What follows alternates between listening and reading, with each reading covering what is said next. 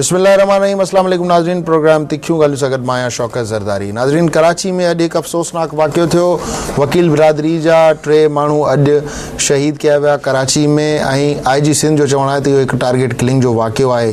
जेकॾहिं इहो target killing जो वाक़ियो आहे त तव्हांखे यादि हूंदो अॼु खां काफ़ी महीना अॻु में सुप्रीम कोर्ट हिते बाक़ाइदा जेके आहिनि से फैक्ट्स फाइंड कया ऐं उन सां गॾोगॾु सुप्रीम कोर्ट इहो बि चयो त उहो हर महीने हिते कराची में जेके किलिंग जा वाक़िया थींदा रहनि था या अमन अमान जे हवाले सां सिटिंग कंदी। पर अनफॉर्चुनेटली कल्ह असां ॾिठो त हिकिड़ी सियासी तंज़ीम जा 2 कारकुन शहीद कया विया ऐं अॼु वरी वकील बिरादरी जा 3 वकील जेके आहिनि ऐं हिकिड़े ई ख़ानदान सां तालुक़ रखंदड़ पीउ ऐं पुटु बि उनमें शामिल हुया जेके अॼु शहीद कया विया। इहो त अमन अमान जे हवाले सां जंहिं ते असां ॻाल्हाईंदासीं ऐं उनखां अलावा असां अॼु ॻाल्हि कंदासीं वज़ीर आज़म जेको अॼु खां दिसंबर जे लास्ट वीक में हिकिड़ो बयानु ॾिनो जॾहिं आर्मी चीफ साहब चाइना जे दौरे ते हुया त उन्हनि चयो त आर्मी चीफ ऐं DGI गैर आइनी तौर ते जवाब दाख़िल कया आहिनि ऐं जंहिंजे तनाज़ुर में असां अॻिते हली ॾिठो त डिफेंस सेक्रेटरी खे बरतरफ़ कयो वियो। अॼु उन बयान ते वज़ीर आज़म साहब यू टर्न खाधो आहे। उनजो चवण हो जंहिं ग़लती कई उनखे बरतरफ़ कयो वियो जॾहिं त आर्मी चीफ ऐं DGI जेके प्रोसीजर्स आहिनि उहे सही नमूने फॉलो कया आहिनि। हिन सां ॻाल्हाइण जे लाइ असांखे स्टूडियो में जॉइन कयो आहे जस्टिस रिटायर्ड वजीउद्दीन अहमद साहब जेके आहिनि से कानूनी माहिर भी आहिनि। उन सां गॾोगॾु असांजो ताल्लुक़ जेको आहे तहरीक इंसाफ सां भी है। जस्टिस साहब आपको वेलकम कहेंगे, बहुत शुक्रिया। सर, सबसे पहले तो मेरे ख्याल से ये जो एक अफसोसनाक वाक़या हुआ इस पर हम बात कर लें कि अब वकला बिरादरी ने तो कल कहा है कि जी वो एहतजाज भी करेंगे और एहतजाज होते रहते हैं। आपकी नज़र में ये जो कराची में आए दिन कभी 2 बंदे मार दिए गए, कभी 10 बंदे मार दिए गए और एक कंटिन्यूसली हम देखते हैं कि एक मैराथन चलती रहती है और फिर इसमें कभी इजाफा आ जाता है, कभी कमी आ जाती है। एक मुकम्मल हमने नहीं देखा कि जी किसी दिन कराची के किसी इलाके में इस किस्म का वाक़या ना हुआ हो। तो आप इसको कैसे देख रहे हैं और इसमें फिर होम मिनिस्ट्री भी जो है वो उससे भी मायूस हैं लोग और दूसरे इदारों से भी मायूस हैं, तो फिर कौन आके इन मसाइल को हल कर सकता है? किस तरह ये अमन अमान को हम बेहतर कर सकते हैं? देखिए जी, जहाँ तक इस मामले का ताल्लुक़ है ये तो बुनियादी तौर के ऊपर होम डिपार्टमेंट का मामला है, पुलिस का मामला है, अब तो रेंजर्स भी यहाँ पर डिप्लॉय किए हुए उनका मामला है। तो जो ख़राबी है और जहाँ पर कुछ कमज़ोरियाँ मालूम होती हैं वो तो ये महकमे हैं और उनकी ज़िम्मेदारी होनी चाहिए। अनफॉर्चुनेटली कोई इस तरह का मैकेनिज़्म नहीं है कि जिसके मातहत अगर तो वहाँ पर कोई कमज़ोरियाँ हैं या एहसास फ़र्ज शनासी नहीं है या कोई गैर ज़िम्मेदाराना रवैया है तो उसके मुतालिक कोई अकाउंटेबिलिटी हो, इस तरह की कोई बात नहीं है। अम्बड्समैन का एक महकमा ज़रूर है यहाँ पर सिंध में और हर प्रोविंस में है और फेडरल लेवल के ऊपर भी है। मैं समझता हूँ कि वो इस सिलसिले में कुछ कर सकते हैं, लेकिन गालिबन वहाँ पर भी कुछ नहीं हो रहा है। जहाँ तक कि सुप्रीम कोर्ट का ताल्लुक़ है, सुप्रीम कोर्ट ने इस मसले के ऊपर ख़ास तौर पर कराची वहाँ से बेंच आई, उन्होंने हियरिंग की और जैसे आपको पता है उस बेंच में चीफ जस्टिस साहब थे और सिंध से ताल्लुक़ रखने वाले सुप्रीम कोर्ट के सारे जजेस थे और उन्होंने कुछ ऑर्डर्स पास किए। कुछ अरसे यहाँ पर मामला जो हैं वो दुरुस्त भी रहे।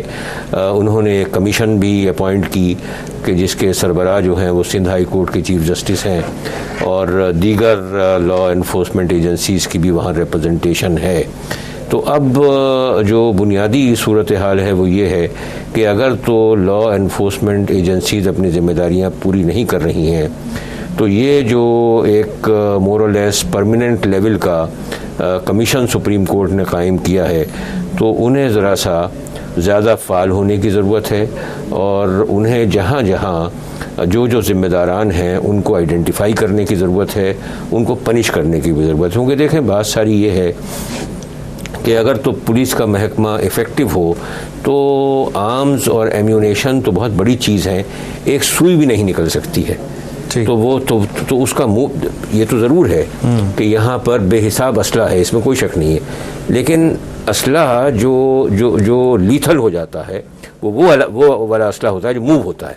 सवाल ये क्यों मूव हुआ, कैसे मूव हुआ, और फिर ये है कि अगर किसी ने कोई टारगेट किलिंग की भी, और ये अक्सर होती रहती हैं, किसी को पकड़ा गया, सही कोई ऐसा मैकेनिज़्म है कि अगर तो कोई इस तरह, एक तो वाक़े से पहले की प्रोटेक्शन, और उसके बाद अगर तो कोई वाक़या अनफॉर्चुनेटली हो जाए तो ऐसे लोग एस्केप कैसे कर जाते हैं। ये तो बड़ी, मैं समझता हूँ, गैर जिम्मेदाराना सूरत है। वैसे माजी में जो ऑपरेशंस हुए आपने देखा होगा कटी पहाड़ी के वाक़े के बाद, तो काफ़ी लोग पकड़े भी गए जिनको बताया गया कि मुंह पे चादर डाल के कि जी ये टारगेट किलर्स हमने ये पकड़े हैं। लेकिन जैसे अभी आपने बात कही कि इन जो इदारे हैं इनकी जिम्मेदारी है, लेकिन हमने ये देखा है कि एक ट्रेंड है हमारे पास कि रिस्पॉन्सिबिलिटी हमेशा छोटे अफसरान पे डाल दी जाती है। आज जैसे ये वाक़या हुआ तो आराम बाग के एसएचओ को मुअत्तल कर दिया गया, जो कि आगे चल के कुछ दिनों के बाद फिर से बहाल हो जाएगा। ये जो हमारे पास एक ट्रेंड है, heat of the movement, issue को ठंडा करने के लिए जी किसी को भी हम बलि का बकरा बना देते हैं और कुछ दिनों के बाद किसी ना किसी तरीके से किसी ना किसी चैनल से वही लोग फिर से अपॉइंट हो जाते हैं। डोंट यू थिंक कि ये भी एक बहुत बड़ी रुकावट है लॉ एंड ऑर्डर सिचुएशन को मेंटेन करने में, कि जिन लोगों को हम फॉर सपोज एक पनिश के तौर पे साइड कर देते हैं, फिर भी कुछ हफ्ता भी नहीं गुजरता, मेरे ख्याल से 2 दिन भी नहीं गुजरते और वो लोग आ जाते हैं, और अगर वो बात मीडिया पे आ जाती है तो फिर उनको वापस कर देते हैं, अगर नहीं आती तो वही लोग चलते रहते हैं। ये बिल्कुल दुरुस्त है कि ये सारी कार्रवाइयाँ जो हैं वो एक तवील मुद्दत के लिए नहीं होती, बल्कि शॉर्ट टर्म मेजर्स हैं ये। और देखें, बात जो है वो ये है कि आपकी पुलिस फोर्स हर एरिया में डिप्लॉयड है, इसी तरीके से रेंजर्स का भी मामला है। तो इनका काम ये है कि ये एक तो इस तरह की वारदात होने ना दें, और अगर हो जाए तो जो कल्प्रिट्स हैं उनको रेड हैंडेड पकड़ लें। तो जिम्मेदारी का एक लेवल तो ये है। दूसरा लेवल, और मेरी निगाह में उससे भी ज़्यादा अहम लेवल जो है वो प्लानिंग का है, कि आप यानी प्लानिंग कहाँ होती है, आईजी लेवल के ऊपर, डीआईजी लेवल के ऊपर, एसपी लेवल के ऊपर वो प्लान करते हैं कि जी मुख्तलिफ एरियाज़ में कौन से एरियाज़ सेंसिटिव हैं और उन एरियाज़ में क्या कार्रवाई की जाए कि इस तरह का कोई वाक़या पेश ना आए। तो रियल अकाउंटेबिलिटी उस लेवल पे होनी चाहिए, इनकी भी होनी चाहिए, जो ग्राउंड पे बैठे हुए हैं, जो वारदात के ऊपर बैठे हुए हैं, इनकी भी होनी चाहिए। लेकिन असल अकाउंटेबिलिटी उनकी होनी चाहिए कि जिनका काम प्लानिंग है, और ये काम जो है अगर सही प्लानिंग हो तो मेरी निगाह में हो ही नहीं सकते। मतलब आप कह रहे हैं कि जो बड़े अफसरान हैं उनके ऊपर फिर हाथ डालने चाहिए। बिल्कुल। कौन डालेगा सर? वो जैसे मैंने आपसे अर्ज किया कि सुप्रीम कोर्ट ने तो अपना काम किया, नहीं कमीशन बनाई। बिल्कुल। वो कमीशन जो है उसको कम से कम महीने में एक दफ़ा मिलना है, बैठना है, और अगर इस तरह का कोई वाक़या आ जाए तो जाहिर है कि उनको इस तरह के वाक़यात का नोटिस देना चाहिए, और जहाँ पर भी डिफेक्ट नज़र आए और जहाँ पर भी एग्जीक्यूशन तकरीबन ना मौजूद नज़र आए तो वहाँ पर एक्शन लेना चाहिए। वैसे जस्टिस साहब ये भी बताएं कि अब जब से वो कमीशन बना है उसके बाद भी अगर मैं रफ एक एस्टिमेट दूँ तो सैकड़ों लोग मारे गए हैं, फायरिंग के वाक़यात में, टारगेट किलिंग के वाक़यात में, इस तरह के स्ट्रीट क्राइम्स भी एक अलग इशू आ जाता है, लेकिन मारे गए हैं।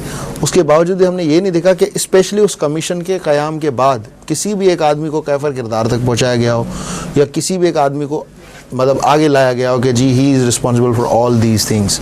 तो डोंट यू थिंक कि फिर कमीशन को जिस वजह से बनाया गया था वो तो फिर काम नहीं हुआ? नहीं, ऐसा नहीं है।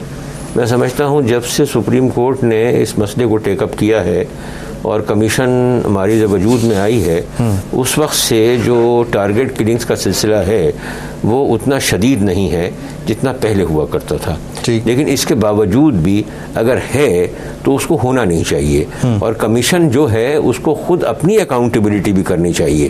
क्योंकि देखिए उस कमीशन में चीफ जस्टिस साहब तो एक न्यूट्रल, सिंध हाई कोर्ट के जो चीफ जस्टिस हैं वो तो एक न्यूट्रल आदमी है, वो हेड कर रहे हैं उस कमीशन को। बाकी लोगों का ताल्लुक लॉ एनफोर्समेंट एजेंसीज से है। अब उनको इनवर्ड लुकिंग भी होना चाहिए कि क्या बात है, क्यों हो रहा है ये। तो मैं समझता हूँ कि अगर हम लोग ज़रा सा अपनी जिम्मेदारी का एहसास थोड़ा सा ज़्यादा कर लें, थोड़ा सा उसका थ्रेशोल्ड ज़रा हायर बना दें, तो ये मामलात जो हैं होंगे तो फिर भी थोड़े बहुत, लेकिन ना होने के बराबर होंगे। ठीक। अच्छा सर, अब इशू ऑफ द डे की तरफ आते हैं। प्राइम मिनिस्टर का बयान जो उन्होंने पहले दिया, फिर उसके बाद फिर उन्होंने यू टर्न अब लिया है, जो उन्होंने इल्ज़ामात लगाए थे, जिसके बाद ISPR ने एक, अब क्या समझते हैं कि इस बयान पे यू टर्न के बाद प्राइम मिनिस्टर की जो अपनी एक हैसियत या एक उनका जो मकाम है, डोंट यू थिंक कि उस पर असर आएगा अब आने वाले दिनों में? कि पहले उन्होंने इतनी बड़ी मिलिट्री क़यादत पे इतने संगीन इल्ज़ाम लगाए और आज कह रहे हैं कि नहीं जी नहीं वो तो गलती थी। तो ये एक नॉर्मल है, प्रैक्टिस है, या इसको फिर आप कुछ और निगाह से देख रहे हैं? देखिए, अनफॉर्चुनेटली इस ज़माने में और ख़ास तौर पर यूसुफ रज़ा गिलानी साहब के ज़माने में प्राइम मिनिस्टर के ऑफिस की पोजीशन बहुत बुरी तरह एरोड हुई है। और सूरत हाल जो है वो यहाँ तक है कि बहुत सारे कल्प्रेट इस तरह के हैं कि जिनको मीडिया ने आइडेंटिफाई किया है और जो प्राइम मिनिस्टर हाउस से ऑपरेट करते रहे हैं और बड़ी बड़ी एम्बेजलमेंट के उनके मुतालिक एलिगेशंस हैं। तो ये सब तो सिलसिला अपनी जगह है। फिर प्राइम मिनिस्टर के अपने साहबजादे और दीगर जो सिलसिले हैं वो भी मीडिया में आ चुके हैं। तो इनके ज़माने में प्राइम मिनिस्टर के ऑफिस की पोजीशन बहुत लोअर हो गई है पहले के मुकाबले में। और अगर तो कोई रही सही कसर थी तो इन बातों ने पूरी कर दी है कि कभी एक बात करते हैं, फिर दूसरी बात करते हैं, दूसरी बात जो है वो पिछली बात को नफ़ी करती है, कॉन्ट्राडिक्ट करती है, और फिर तीसरी बात कर देते हैं जो दोनों की नफ़ी करती हैं। तो ये बड़ा अनफॉर्चुनेट है। इस लेवल के ऊपर जो आदमी हो, मैं कई मरतबा कहा करता हूँ कि ये इस पाकिस्तान का तुफैल है कि हम लोग इतने बड़े ओहदों के ऊपर पहुँच गए। ठीक। और अगर तो यूनाइटेड इंडिया होता तो हम कभी इस किस्म के ओहदों के ख्वाब भी नहीं देख सकते थे। ठीक। तो मैं ये कहा करता हूँ कि अगर तो हम पहुँच जाते हैं उन ओहदों के ऊपर जो पाकिस्तान के तुफैल हमको मिले हैं, तो हमें कम से कम ये कोशिश तो करनी चाहिए कि अपने आप को उन ओहदों का अहल साबित करें।